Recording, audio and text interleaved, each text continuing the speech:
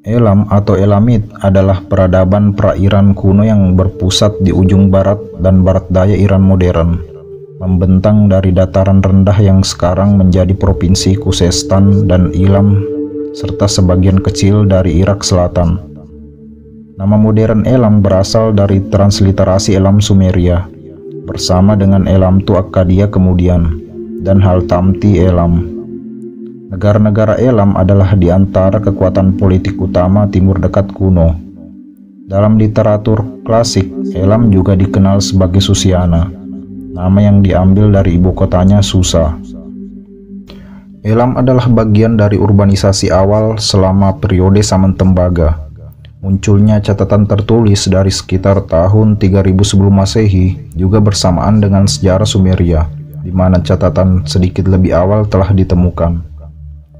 Pada periode Elamit lama, Elam terdiri dari kerajaan-kerajaan di dataran tinggi Iran, berpusat di Ansan, dan dari pertengahan abad kedua sebelum Masehi, dia berpusat di Susa, di dataran rendah Khuzestan. Kebudayaan memainkan peran penting selama kekaisaran Achaemenid Persia yang menggantikan Elam, ketika bahasa Elam tetap ada di antara mereka dan digunakan secara resmi. Bahasa Elam umumnya dianggap sebagai bahasa isolat yang tidak terkait dengan bahasa lain.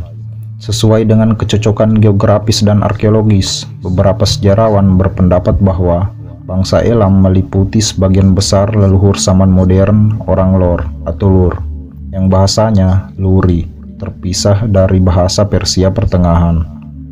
Endonim bahasa Elam dari nama Elam sebagai sebuah negara tampaknya adalah Haltamti.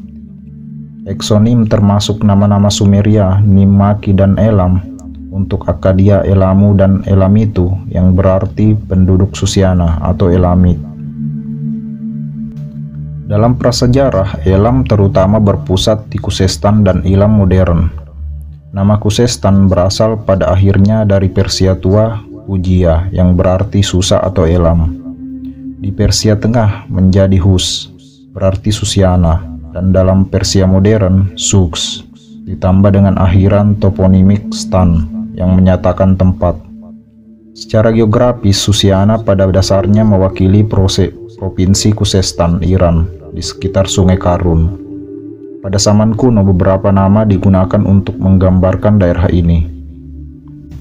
Ahli geografi kuno, Ptolemy, adalah yang paling awal menyebut daerah Susiana, merujuk pada negara di sekitar Susa. Ahli geografi kuno lainnya bernama Strabo memandang Elam dan Susiana sebagai dua wilayah geografis yang berbeda. Dia menyebut Elam sebagai daerah dataran tinggi Khuzestan. Ketidaksepakatan mengenai lokasi juga ada dalam sumber-sumber sejarah Yahudi.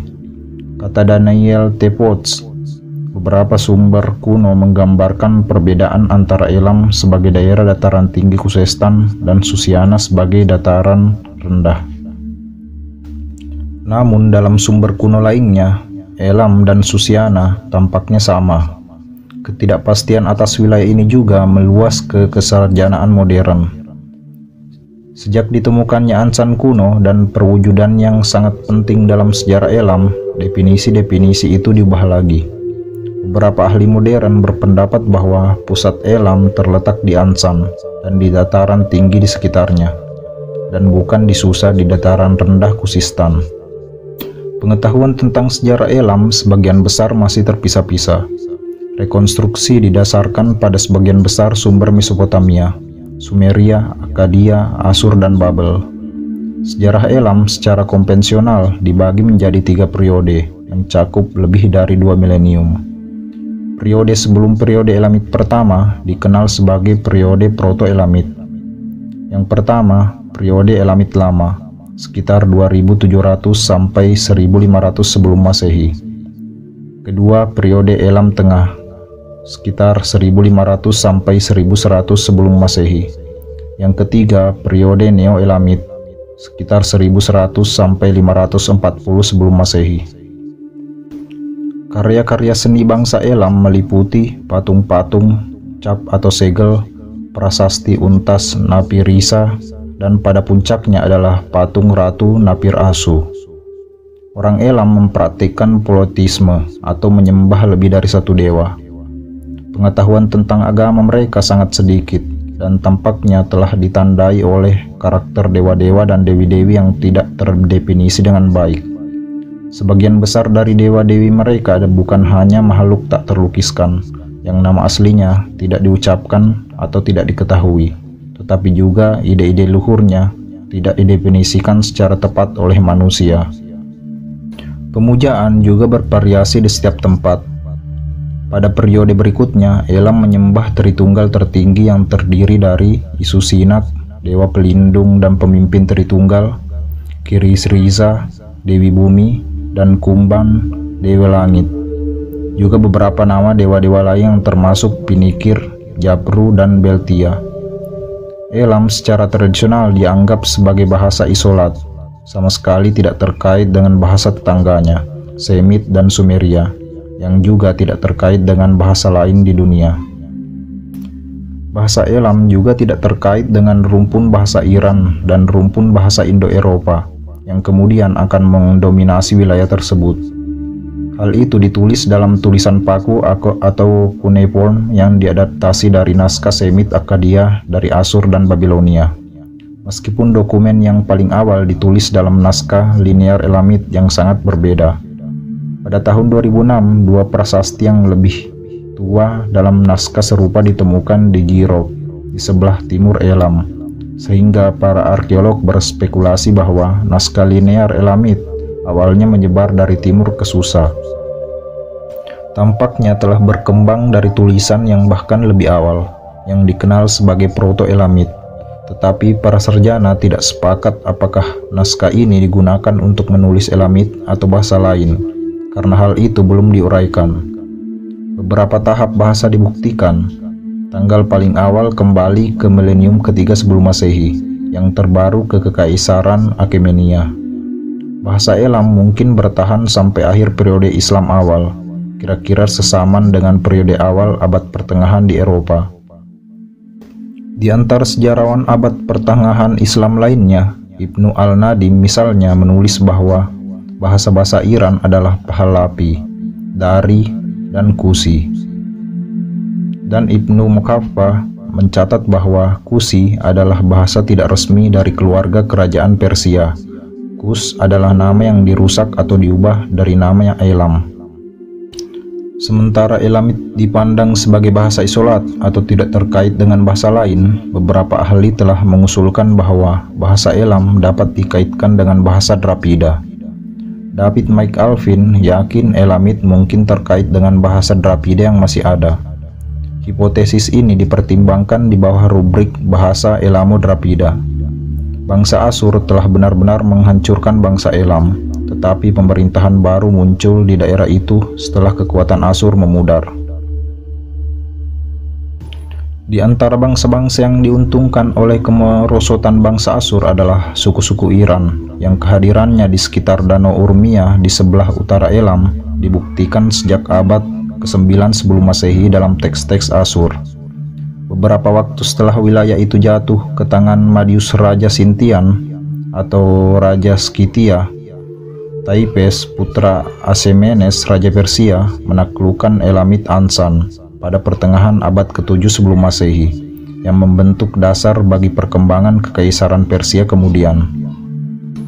Mereka sebagian besar dianggap sebagai pengikut Asur dan Mede atau Median, Manains atau Mannai, dan Persia membayar upeti kepada Asur dari abad ke-10 sebelum Masehi sampai kematian Asurbanipal pada 627 sebelum Masehi. Setelah kematiannya, bangsa Media atau Mede memainkan peran utama dalam penghancuran Kekaisaran Asur yang melemah pada 612 sebelum Masehi. Bangkitnya Kekaisaran Persia Achaemenida pada abad ke-6 sebelum Masehi mengakhiri keberadaan Elam sebagai kekuatan politik independen, tetapi bukan sebagai entitas budaya.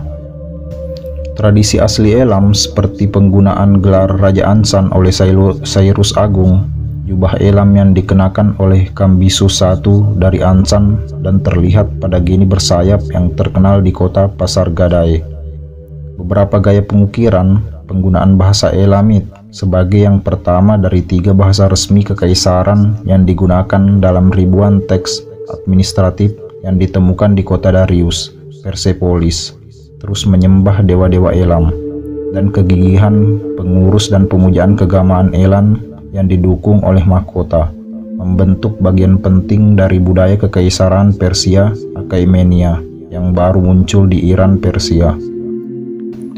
Orang-orang Elam dengan demikian menjadi penyalur dari hasil peradaban Mesopotamia yang diperkenalkan kepada suku-suku dataran tinggi Iran.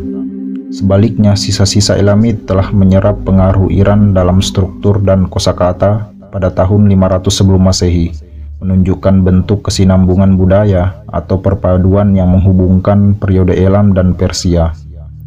Nama Elam bertahan sampai periode Helenistik dan seterusnya. Dalam bentuk Yunaninya, Elimais atau Elamais muncul sebagai penunjukan negara semi-independen di bawah Partian Suzerainty selama abad kedua sebelum Masehi sampai abad ketiga sebelum Masehi. Dalam Kisah Para Rasul dalam Perjanjian Baru, bahasa orang Elamit adalah salah satu bahasa yang didengar pada hari Pentakosta. Dari 400 dan seterusnya, Elam adalah provinsi metropolitan senior di Gereja Timur yang bertahan hingga abad ke-14. Sejarawan Karmelit India John Marshall telah mengusulkan bahwa akar sejarah Karmelit di anak benua India dapat ditelusuri pada janji pemulihan Elam pada teks Yeremia. Di Iran hari ini, Provinsi Elam dan Provinsi Khuzestan dinamai setelah peradaban Elam. Khuzestan berarti tanah Kusi, dan Kusi sendiri adalah nama Persia Tengah untuk orang Elam. Terima kasih sudah mampir. Silahkan komen untuk saran dan kritiknya.